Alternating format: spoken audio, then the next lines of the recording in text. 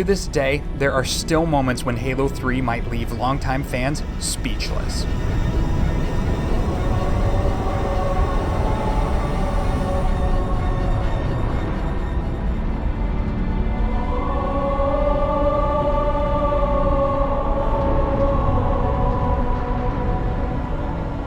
Hello, friends.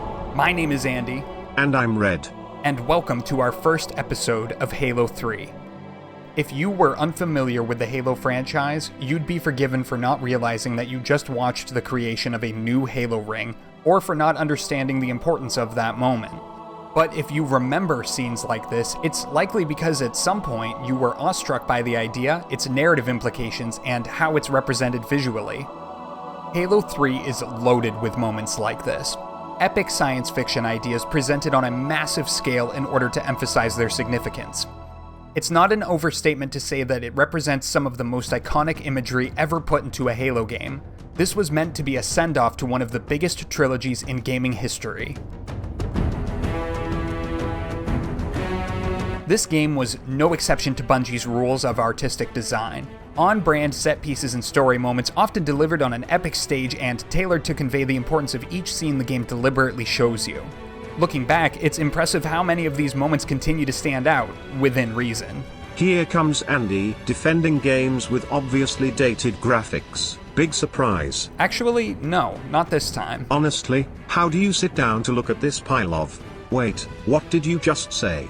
With the passage of time, certain elements of Halo 3 haven't aged well. There are some things that can be defended and some things that can't be. What? This was Bungie's first game on the Xbox 360, and while the new hardware enabled them to create a game that was overall better looking and bigger in scope than Halos 1 and 2, its visuals no longer convey a significant leap in quality as they did back in 2007. Your thoughts, Red? It's like I don't even know who you are anymore. Now don't get me wrong. When I think of this game, the visuals that come to mind are the sweeping vistas used to punctuate story beats. Halo campaigns often use in-game environments to assist in storytelling. The levels aren't just fun to play through, they provide the environments with a sense of scale. However, while fans will still find many of these moments and open areas pleasant to look at, there are also moments that don't stand out as prominently as they once did. Now, this is somewhat of a shame because audio cues frequently work in tandem with the scenery to key the player into what they're supposed to be looking at. Commander, this is only Recon 111. The cruiser's above. They found them. Say again, Recon? You're breaking up. Something in the crater, ma'am. Something beneath the storm. But it's hard to describe something as epic when you have to remember to look around for it. Right. The narrative implications of these moments aren't lessened by dated graphics, but they're one element of a game that would benefit from a true remaster, which Halo 3 is yet to receive. One element? What else are we complaining about today? Well, there are certainly other visual aspects of this game that haven't withstood the test of time. First and foremost, there's a noticeable stiffness to the way that most characters move and emote. Humans are the biggest transgressors here. Yeah, Red, I know, you've always gotta jump in when humans are underwhelming. We get it. Seriously though, they look like ass. Sometimes they do, sure.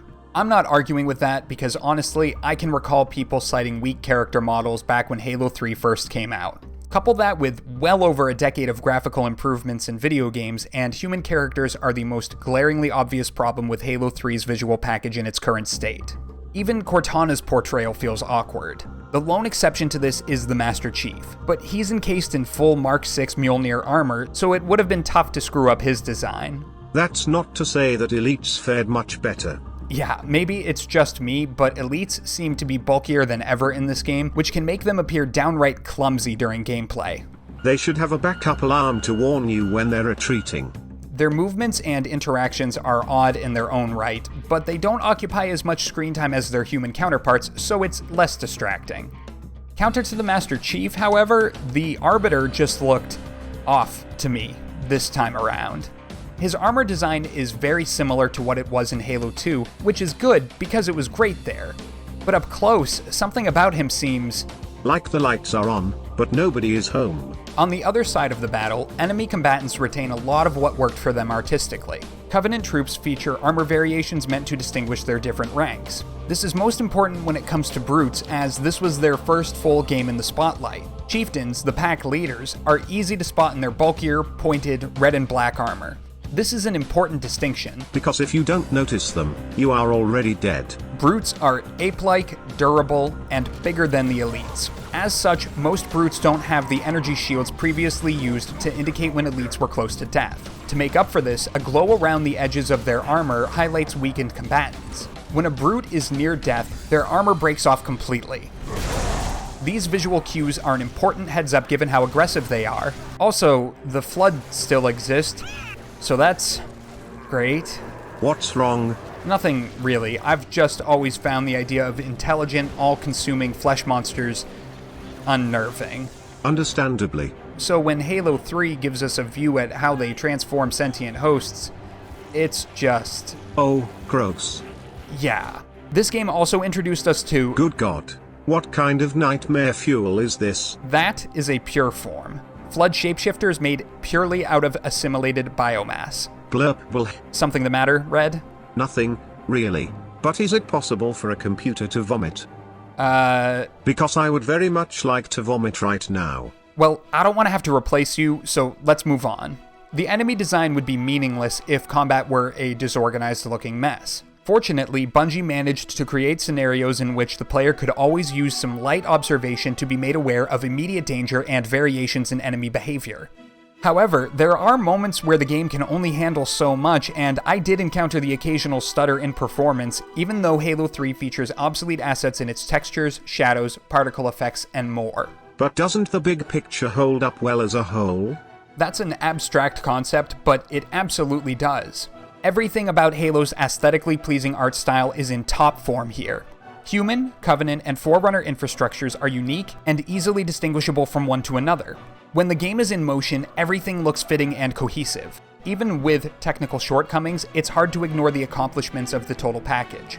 When you find yourself alongside UNSC personnel in the middle of a fight with a Covenant scarab on a ridge overlooking an ancient Forerunner artifact, well, these types of moments will always resonate with fans who understand their importance, in large part because of how they're communicated visually. Fortunately, the art... oh, wait, can I do this part? Sure. Fortunately, the art style of Halo 3 is only part of what makes some of these moments stand out. Good job, Red. I win. Going into the third game of the trilogy, Bungie had built up an impressive repertoire of memorable songs in the series' previous entries. They had a strong array of options when it came to composing Halo 3. The throwbacks and updated renditions of older games are used effectively to build atmosphere and highlight the more significant parts of the campaign. But why did they recreate tunes from outdated games? In order to play into the series' strengths, that's why. There's fitting music for every scenario here, and a lot of it will still make fans feel right at home. The game leans heavily into this. It will often call upon your nostalgia, as recognizable tracks flawlessly accompany everything from the most bombastic battles all the way down to quiet, somber moments.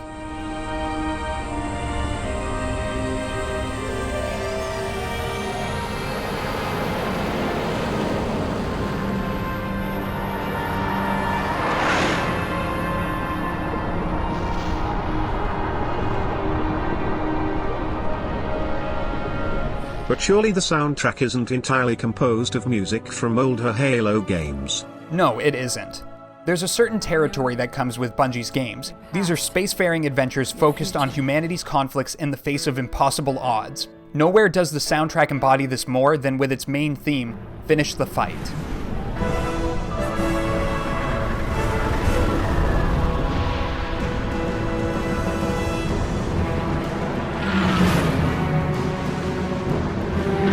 Showcasing an epic, high-energy orchestral melody, its influence is clear. Finish the Fight is an anchor to the rest of the soundtrack, making it one of Halo's all-time greats and one of its most memorable.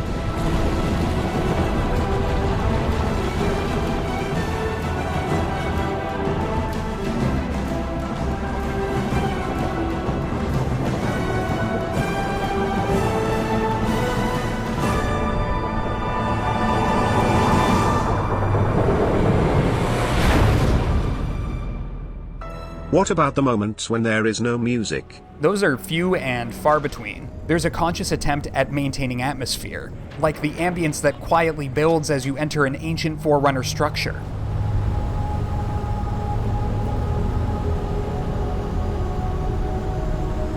These moments are handled well, ensuring that the tone is always appropriately set. But good audio design lends itself to gameplay as much as the visuals do, and the sounds of war in Halo 3 are useful in determining sources of danger and keeping things engaging. Combat banter will reveal your enemy's intentions during engagements. Must be close. Spread out! Track it down! The demon over there! Some weapons can be heard before they're seen.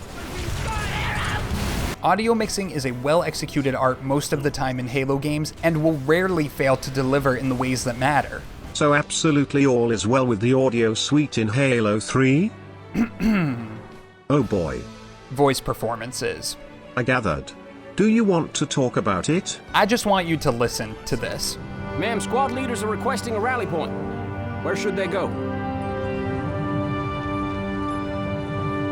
To war.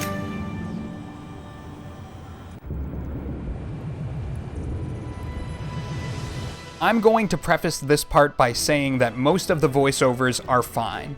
Steve Downes returns as the Master Chief. Keith David reprises his role as the Arbiter. Jen Taylor does her best with Cortana's limited script. Sergeant Johnson, voiced by David Scully, is once again the best performance. Nothing new to report there. But Miranda Keyes and the Prophet of Truth in particular are what I consider poor performances. In Halo 2, Miranda sounded authoritative and confident in her actions. In this game, she sounds like a nervous teenager. I remember not immediately recognizing her as the same character back in 2007, which is insane considering I played through Halo 2 so much. And the Prophet of Truth's excellent voice actor from Halo 2 was replaced by Terrence Stamp. You've possibly seen him in movies. While it's kind of neat that Bungie was able to recruit a renowned dramatic actor for a villainous role in a video game, it feels like he didn't take playing a video game character seriously. For your destruction is the will of the gods. And I am their instrument. Truth is a cartoon caricature in this game. It might be because of a limited script, but I've never fully understood the switch. Michael Wincott gave the crazed prophet character in Halo 2. The great journey waits for no one, brother. Not even you. He was a menacing villain. Stamp's portrayal of Truth is goofy in all the wrong ways. Go on. Red, if I turn around and see you trying to record me with your phone again, I'm going to sell you for parts. That's a little extreme. All except for your graphics card. That I'm going to nail to a wall. Goddamn dude. I would apologize, but I'm not sorry. Halo 3's production value is generally immaculate. Forgive me for nitpicking. The places where it gets caught up are frustrating because in its day, this game came so close to perfection. Anything else, then? Well, yeah. The majority of the time, Halo 3 is an excellent experience. One that invited players to join in on a unique intergalactic mission to preserve all life. It pushed boundaries, delivering a more polished experience with storytelling than its predecessors. The production value of this game helped deliver that experience and was rightfully lauded as top-tier entertainment upon its release in 2007. In many ways, that exact same experience remains timeless. Newcomers might struggle to appreciate all that it did so well back then, because video games as a medium have since matured and evolved. Is this the part where you say, however? Yes. However, while I've enjoyed remembering what once made Halo 3 a technical achievement, these are only two parts of a greater whole. In the near future, we'll be exploring its gameplay and narrative, assessing how each fit together to create a Halo experience that was familiar, yet totally new in some ways to its core audience. I'll also be doing video breakdowns giving my opinions of what worked and didn't work in each campaign mission. Anything you want to add, Red? No. It just hit me that we'll be here for a long time. That we will be. But in the meantime, my name is Andy. And I'm Red. Thank you for watching. Be sure to subscribe for more Halo, share this video with your fellow nerds, and hit that like button. It guarantees the preservation of life within 3 radii of the galactic center, as planned. What? Nothing.